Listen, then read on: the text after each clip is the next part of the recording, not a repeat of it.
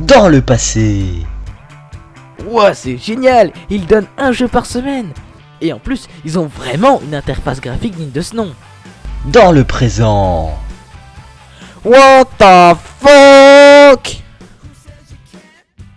Oui, je suis un collectionneur. Il y a actuellement 20 jeux donnés par Epic que j'ai récupérés hebdomadairement.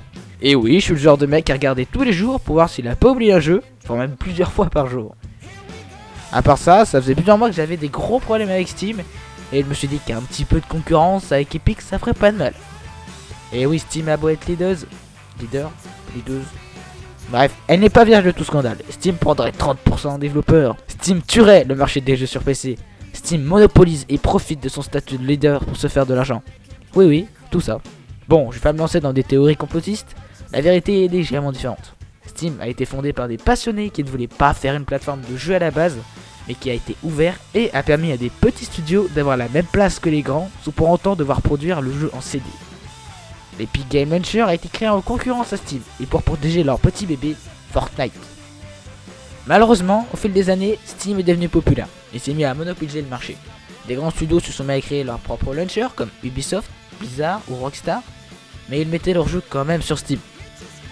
Steam est visuellement moche, pas vraiment pratique et rempli d'options développées par leurs soins qu'ils ont du mal à enlever, comme le Big Picture, le Steam VR.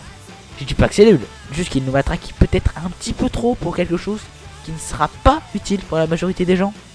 Je veux dire, l'Epic Game est bien plus beau, plus soigné, minimaliste même, voire même un petit peu trop parfois.